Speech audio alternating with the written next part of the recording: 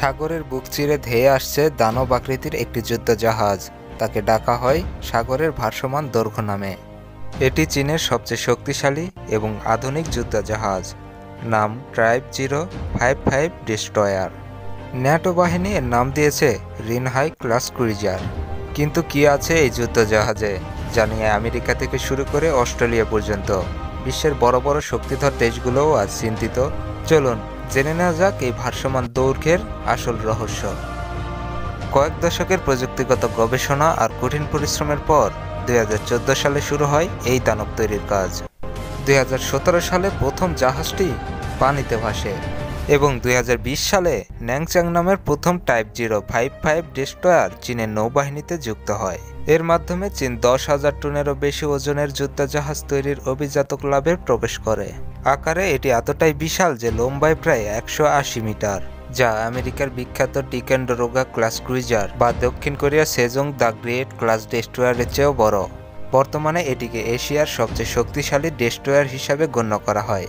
কিন্তু আকারই এর একমাত্র পরিচয় নয়, এর আসল শক্তি লুকিয়ে আছে প্রযুক্তিতে। এর পুরো বডি এমনভাবে ডিজাইন করা হয়েছে যে শত্রুপক্ষের রাডারে এটিকে একটি ছোট্ট মাছ ধরার নৌকার মতো মনে হয়। এর শক্তিশালী গ্যাস টারবাইন ইঞ্জিন জাহাজটিকে ঘন্টায় প্রায় 60 কিলোমিটারের অবিশ্বাস্য গতিতে ছুটিয়ে নিয়ে যায়।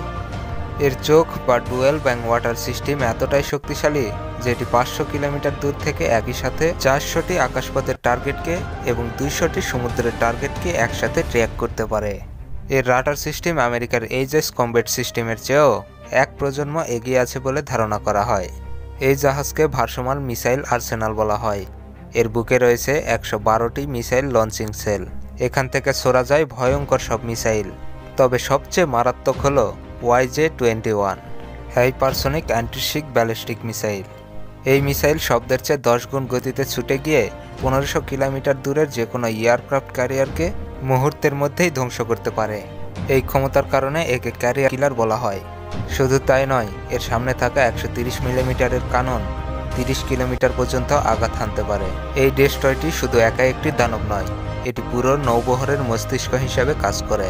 যুদ্ধক্ষেত্রে থাকা অন্যান্য জাহাজ, ফাইটার জেট এবং সাবমেরিনের সাথে দ্রুত ডেটা শেয়ার করে একটি দুর্ভেদ্য কনভেট নেটওয়ার্ক তৈরি করে।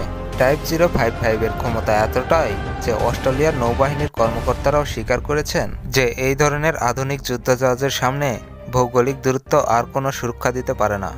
টাইপ-055 চীনের নৌবাহিনীকে উপকরণ রক্ষার দায়িত্ব থেকে বের করে পুরো বিশ্বে নিজেদের প্রভাব বিস্তারের সুযোগ করে দিয়েছে। এটি শুধু একটি যুদ্ধজাহাজ নয়, এটি একটি বিশ্বশক্তির আকাঙ্ক্ষা ও স্বপ্নের প্রতীক। সময় যতই গড়াচ্ছে, চীন তাদের ক্ষমতা, শক্তি, মেধা দিয়ে বিশ্বকে তাক লাগিয়ে দিচ্ছে। চীন জানে কিভাবে শত্রুদের দমিয়ে রাখা যায়। শেষে কিছু কথা বলি। বিশ্বে এমন অনেক দেশ আছে যেগুলো বাংলাদেশের থেকেও ছোট এবং দরিদ্র, তবুও তাদের দেশ রক্ষার জন্য সামরিক শক্তি বাড়িয়ে প্রস্তুতি নিয়ে বসে আছে। অথচ বাংলাদেশ সেই স্বাধীনতার পর থেকে শুধু উন্নতির গল্প শুনে আসছে। কিন্তু বাস্তবে আদৌ কি বাংলাদেশ প্রকৃত অর্থে উন্নতি করতে পেরেছে? মতামত জানাতে পারেন, কমেন্ট বক্স খোলা আছে। চীনের সামরিক শক্তি বা এই ধরনের অন্য কোনো ভিডিও দেখতে চাইলে সেটাও জানাতে পারেন। পরবর্তী ভিডিও পর্যন্ত ভালো থাকবেন। আল্লাহ হাফেজ।